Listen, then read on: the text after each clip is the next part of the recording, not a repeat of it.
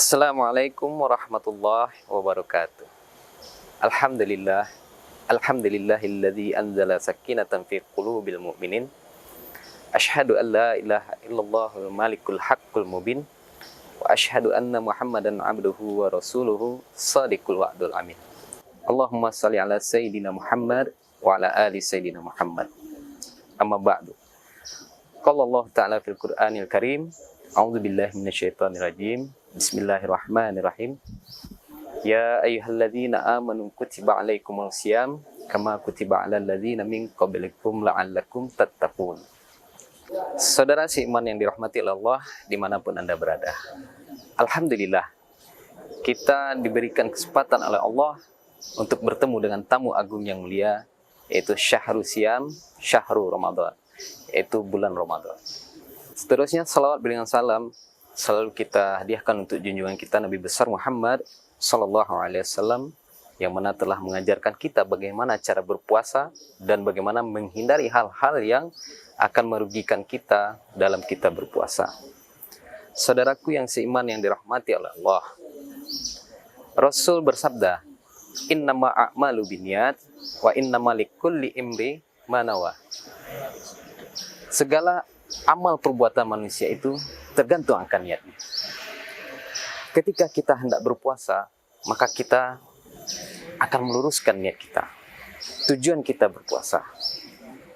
Dan tentu saja tujuan kita berpuasa bukan hanya sekedar menahan lapar dan haus, tapi juga membina dan melatih diri kita. Untuk itu, saudaraku yang seiman yang dirahmati Allah dimanapun Anda berada, pada kesempatan kali ini, pada sore hari ini, kita akan membahas hal-hal yang bisa membatalkan pahala puasa. Sebagaimana kita seorang muslim, tentu kita sudah paham, tentu kita sudah memahami hal-hal yang bisa menyebabkan puasa kita itu batal. Seperti makan, minum, berhubungan suami istri di tengah hari. Tentu itu membatalkan puasa kita. Namun kita akan membahas pada kali ini adalah perbuatan-perbuatan yang bisa mengurangi nilai puasa kita, bahkan membatalkan pahala puasa kita. Rasul pernah bersabda, hadis Rasulullah, ada 5 perkara yang bisa membatalkan pahala puasa.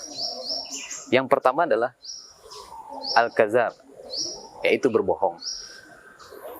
Sebagai seorang muslim yang bertakwa, tentu kita tahu bahwa berbohong itu adalah salah satu dosa besar.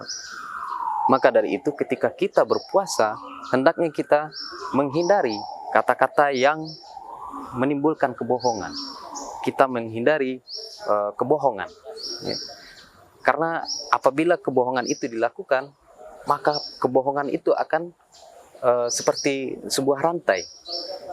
Apabila kebohongan itu dilakukan, maka akan terjadi kebohongan lain untuk menutupi kebohongan. Makanya para ulama mengatakan bahwasanya bohong itu adalah salah satu dosa besar. Dan itu bisa membatalkan nilai pahala puasa kita. Kemudian yang kedua adalah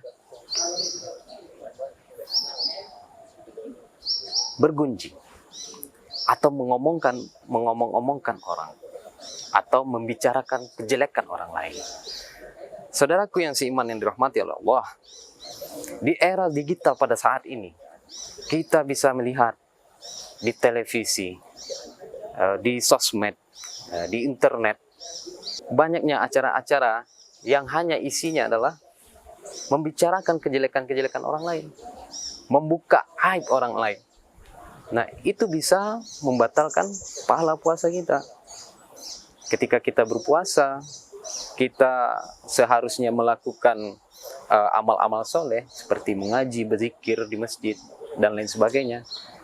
Maka jangan kita habiskan waktu untuk membicarakan orang lain. Karena itu bisa membatalkan nilai dari pahala puasa kita. Yang ketiga adalah an-namimah, yaitu mengadu domba. Pada saat era digital pada saat sekarang ini, gampang sekali orang untuk mengadu domba. Mengadu domba antara si A dengan si B, mengadu domba antara kelompok dengan kelompok yang lainnya, bahkan mengadu domba antara yang lebih besar itu ya, antara negara dan negara. Jadi untuk itu kita harus berhati-hati, kita harus bijak dalam bersikap, kita harus bijak dalam bersosmed. Karena apa? Karena mengadu domba itu bukan hanya dari lisannya saja, bukan hanya dari kata-kata, tapi permainan tangan kita, permainan jari jemari kita, memainkan sosmed, memainkan media sosial kita, itu bisa mengakibatkan adu domba itu tadi. Untuk itu mari kita sama-sama menghindari hal ini. Yang keempat adalah melihat dengan syahwat. Saudaraku yang seiman yang dirahmati Allah, ketika kita berpuasa, kita harus menghindarkan hal-hal yang menimbulkan syahwat kita. Maka dari itu, kita harus membatasi diri kita untuk melihat hal-hal yang bisa menimbulkan syahwat kita. Apalagi di era zaman digital sekarang ini. Kita bisa melihat, kita bisa menyaksikan hal-hal yang bisa menimbulkan syahwat kita, itu berseliweran di mana-mana, di dalam sosmed, di dalam internet. Nah, maka dari itu kita harus bijak dalam bersosial media.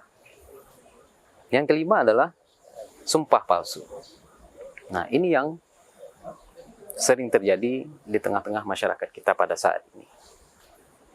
Apapun profesi kita, baik kita orang biasa, ataupun kita pejabat pemerintah, ataupun kita seorang guru, seorang dosen, ketika kita disumpah dalam profesi kita, maka kita harus menjalankan apa yang telah kita ditugaskan oleh Allah kepada kita. Seperti halnya kebanyakan sekarang itu ketika orang-orang disumpah atas Al-Quran, disumpah dengan menggunakan Al-Quran, nah, tapi tidak melaksanakan hukum-hukum yang diturunkan oleh Allah, jangan-jangan kita termasuk ke dalam golongan orang-orang yang melaksanakan sumpah palsu. Dan tentu itu tidak kita inginkan. Dan itu bisa membatalkan nilai pahala puasa kita. Saudara seiman yang dirahmati Allah, dimanapun Anda berada. Rasulullah bersabda, betapa banyak orang berpuasa hanya mendapatkan lapar dan haus saja. Ya. Maka dari itu, kita harus menghitung-hitung, kita harus menghisap amalan yang kita lakukan selama bulan puasa. Sabda Rasulullah, man sama Ramadana imanan wahtisaban, ghafira lahu ma taqaddama bizambi.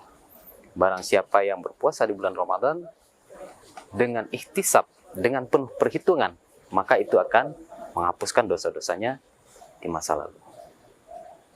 Baik, itu saja yang bisa kita sampaikan pada sore hari ini menjelang menanti berbuka puasa kita. Mudah-mudahan apa yang kita sampaikan bisa kita terima dan bisa kita amalkan. Saya akhiri, wabillahi taufiq wal hidayah. Assalamualaikum warahmatullahi wabarakatuh.